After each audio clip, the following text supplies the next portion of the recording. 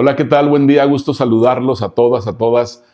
Hay una pregunta que quizá tú te has hecho, seas seguidor de Jesús o no seas seguidor de Jesús, y la pregunta es la siguiente: ¿por qué no puede el Dios cristiano simplemente perdonar y pum, olvidar? ¿Sí? ¿Por qué tiene que morir alguien por los pecados de otra persona más? ¿Sí? Ahora, quizá tú digas, eres Dios, eres todopoderoso, simplemente perdona y ya se acabó, no tienes que morir para perdonar a las personas. Y déjame decirte que hay un credo del primer siglo, el cual se decía antes de los evangelios, antes de las cartas de Pablo, fue escrito en griego, fácil de memorizar, y te lo voy a decir en español. Es lo siguiente, dice: Cristo murió por nuestros pecados y fue enterrado. Se levantó al tercer día y fue visto. Ahora, no contesta la pregunta que hice en un principio, pero de alguna manera esto es fundamental porque es lo que los seguidores de Jesús creían en ese tiempo. Así que la pregunta es: ¿por qué Dios tuvo que morir para perdonar nuestros pecados, para perdonar a todas las personas? Y por una parte, es fundamental para el cristianismo, pero por otro lado, también puede ser un obstáculo esto de que Dios, de que Jesús haya muerto por nuestros pecados. Así que de eso hablaremos el día de hoy. Te hago rápidamente un resumen de nuestra serie, la lista fundamental, recuperando lo esencial de nuestra fe. Me gusta esta serie de manera increíble, porque lo esencial del cristianismo es irresistible, poderoso, atractivo. Lo que resisten del cristianismo, las personas, no es lo esencial, es lo periférico, ¿sí? Lo cultural, lo añadido, ¿sí? Tú sabes, esas formas de hablar, de vestir, cosas raras que pasan en la iglesia. No quiero decir que estén mal, lo aclaro, sí, pero no son fundamentales. O sea, no tienes que creer o hacer eso para ser un seguidor o una seguidora de Jesús. Así que la pregunta de la serie ha sido la siguiente: ¿qué es fundamental creer? ¿Qué es esencial? ¿Sí? ¿Qué es central? Lo que realmente tú y yo deberíamos de creer para ser un seguidor de Jesucristo. Lo más importante, ¿sabes por qué? Porque hará tu vida mejor y por otro lado te hace mejor para que tú puedas vivir de una manera extraordinaria. Hasta el día de hoy hemos visto 4 cosas claves, ¿sí? Hoy vamos a ver la quinta. Y esta quinta yo creo que es la menos sorprendente, pero quizá la más confusa, ¿sí? Este punto que vamos a ver el día de hoy. Y este punto es el siguiente: Jesús murió por tus pecados para reconciliarte con Dios. Si gusta repetirlo conmigo ahí, di: Jesús murió por mis pecados para reconciliarme con Dios. Y Pablo, el apóstol Pablo, que antes era llamado Saulo de Tarso, un seguidor de Jesús, se convirtió en un seguidor de Jesús entre 4 y 5 años aproximadamente después de la resurrección, y él resalta la importancia de esto que acabo de hablar, ¿sí? Y veamos lo que algunos seguidores de Jesús leyeron o les dijo Pablo en una carta dirigida a los Corintios, y vamos a ver qué dice. Dice ahí: ahora, hermanos, quiero recordarles las buenas noticias que les prediqué. Así, en primer siglo, estamos hablando, eran conocidas como las buenas noticias, en ese primer siglo del cristianismo, ¿sí? Y luego continúa, dice: mediante estas buenas noticias son salvos. ¿Salvos de qué? De sus pecados, ¿sí? Reconciliados con Dios. Y luego algo relevante les dice: yo les transmití a ustedes lo más importante y lo que se me había transmitido a mí también. O sea, aquí va lo más importante, es lo que está diciendo Pablo. Y quiero hacerte un paréntesis porque él enseñó este credo, por llamarlo así, esta creencia, lo que ellos abrazaban, en ese tiempo, porque en ese tiempo realmente no había nada que leer, ¿sí?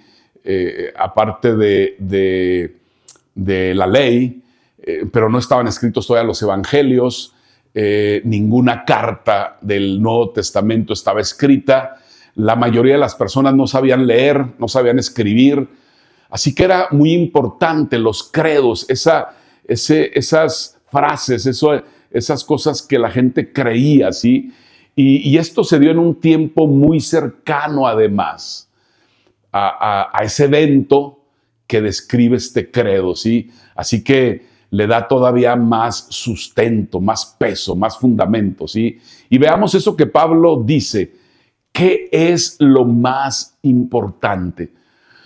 Vayamos a Corintios, dice que Cristo murió por nuestros pecados, según las Escrituras, que fue sepultado. Ojo, aquí dice, fue sepultado, o sea, realmente murió. O sea, no es una metáfora que está usando Pablo, si realmente murió. Y luego continúa, dice que resucitó al tercer día, según las Escrituras, que se apareció a Cefas y luego a los 12. Así que en el credo, si lo quieres llamar así, que Pablo les enseñó, incluía estas palabras, ¿sí? Se apareció, dice. No solo se corrió la voz de que Jesús había resucitado, ¿no? Sino que realmente se apareció a varios, ¿sí? Y lo que sigue es súper espectacular, ¿sí? Dice, después se apareció a más de 500 personas o hermanos a la vez, la mayoría de los cuales vive todavía, sí.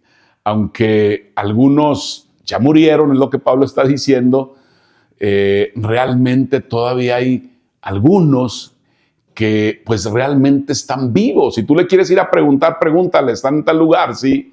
No pasó hace cientos de años. Entonces se apareció a los discípulos, se apareció a Pedro, se apareció a 500 personas, lo vieron.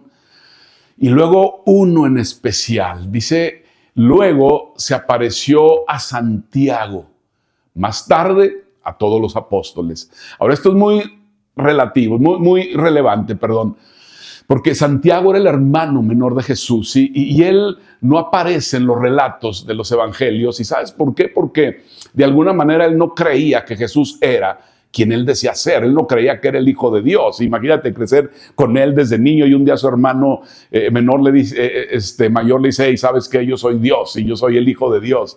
Oye, pero te vi desde chico crecer, ¿no? Pero cuando se le apareció a Santiago, Santiago dijo, mi Señor, dice. Entonces, lo esencial es lo siguiente: Cristo murió por nuestros pecados y fue sepultado, se levantó al tercer día y fue visto. Muchas personas lo vieron, ¿sí? Así que Cristo murió por tus pecados, por mis pecados, y realmente lo que te quiero decir es que lo creemos, yo lo creo, yo sé que quizá tú lo crees, pero quizá hay una pregunta en nuestra mente, y esa pregunta es, sí, Alfonso, está bien, pero ¿por qué tenía que morir? ¿Por qué simplemente no anunció perdón para todos y ya? De hecho, lo hizo. Alguna de sus historias en los evangelios vemos que él perdonaba pecados. Entonces, ¿por qué tenía que morir por nuestros pecados? Y es importante realmente que sepas que este principio entra en una categoría. Alfonso, ¿cómo una categoría? Sí, una categoría de algo puede ser verdad sin importar si lo entendemos por completo o no. Y puede que creas que estoy evadiendo la pregunta de por qué tuvo que morir por nuestros pecados, pero en realidad no lo estoy haciendo, ¿sí? Porque esto es una categoría. De hecho, pasa en muchas áreas de nuestra vida todos los días. Hoy estoy usando un micrófono, estoy hablando, no entiendo cómo funciona realmente esta tecnología, pero lo estoy usando, lo creo. Me subo a un avión en Durango y aterrizo en la Ciudad de México y no sé realmente qué hace que ese avión permanezca, vuele, aterrice, se levante, se eleve, pero simplemente lo uso, lo creo, ahí estoy, ¿sí? Y así pasa con muchas cosas de tecnología Y para algunas personas la muerte y la resurrección de Jesús puede caer en esa categoría. ¿Sí? ¿Cuál categoría? Bueno, pues si tuviera que entender cómo funciona para usar el micrófono, el avión, pues no lo haría nunca, ¿sí? No sé cómo funciona, pero funciona. Así que tú puedes creer algo, en este caso la muerte, la resurrección de Jesús, aunque no lo entiendas al 100%. Así que conectado con esto que te acabo de decir, aquí va algo. Algo que muchas veces decimos aquí en esta comunidad de fe. Si alguien predice su propia muerte y resurrección y se cumple, yo le creo todo lo que esa persona diga, aunque no lo entienda al 100%. Y te voy a decir algo, suena gracioso, pero de verdad es el razonamiento que yo uso para mi fe. Y te aclaro algo, mi fe no es ciega, tiene un fundamento sólido, fuerte, ¿sí? Seguir a Jesús no es una fe ciega, está basada en esta información, en esto que estamos hablando el día de hoy. Y eso quiere decir que de vez en cuando Dios va a decir o a hacer cosas y no va a pedir que tú y yo hagamos cosas que no tienen todo el sentido para nosotros. No lo vamos a entender. Y está bien. Así que basado en esto, Jesús dice que mi pecado me separa de Dios. Lo acepto totalmente. Yo espero que tú también. Puedo aceptar también el castigo que viene con mi pecado. Y aún cuando no me parezca justo, de todas maneras lo acepto. Porque por otra parte, Jesús me ofrece perdón. Y si Él dice que su muerte era necesaria para pagar mi pecado, entonces lo acepto, como te dije hace un momento, ¿sí? Aun cuando no sea totalmente claro para mí, pero lo creo por esto que acabo de decir, ¿sí? Así que entonces, finalmente, punto y aparte con esto, pero hay una forma racional de explicarlo. De la misma manera en que tú y yo valoramos la justicia, porque tú y yo valoramos la justicia, Dios también valora la justicia. El asunto es que nuestro sistema de justicia es defectuoso, está dañado, es egoísta. Te pongo un ejemplo y estarás de acuerdo conmigo. Cuando alguien está siendo injusto con nosotros, nos está dañando, está provocando dolor en nuestra vida, bueno, nosotros queremos que a esa persona le caiga todo el peso de la ley, ¿sí o no? Todo el peso de la justicia. Pero cuando se trata de nosotros haciéndole daño, infligiendo dolor a otra persona, entonces no queremos que caiga todo el peso de la ley y la justicia sobre nosotros, ¿sí? Queremos que sea solamente poquita justicia, ¿sí? Porque de hecho no creemos que fue tan malo lo que hicimos, ¿sí? No, fue poquito nada más, no fue tan malo, ¿sí? Te puedes enojar tanto por los pecados de otra persona, pero cuando se trata de tus propios pecados, entonces no, para nada. Dices, esto fue tantito, no pasa nada, no daña a nadie, ¿sí? Así que nuestro sistema de justicia es defectuoso, dañino, egoísta. Míralo de la siguiente manera. Nuestra capacidad de entender la justicia de Dios hace que sobreestimemos nuestro propio sentido de justicia, lo sobrevaloramos totalmente, ¿sí? Yo sé que igual que yo has conocido personas así, tan moralistas, tan orgullosos de cómo se portan tan bien, y eso hace que no estén tan conscientes de su propia condición, ¿sí? En ciertos momentos nos pasa lo mismo también a nosotros, esa incapacidad de entender la justicia de Dios nos hace creer que nuestro propio sentido de justicia es el correcto. Subestimamos nuestro pecado, ¿sí? Y sobreestimamos nuestra justicia y decimos cosas como, hey Jesús, ¿realmente no tenías que hacerlo? Por mí no, yo me porto bien, yo hago las cosas bien, obviamente parados en nuestro propio sentido de justicia, ¿sí? Para nada esas cosas, realmente Dios, fíjate bien, aunque nos comportamos de esa manera y subestimamos nuestro pecado y sobrevaloramos nuestro sentido de justicia, Dios siempre se adaptó a nuestra capacidad humana de entender las cosas, ¿sí?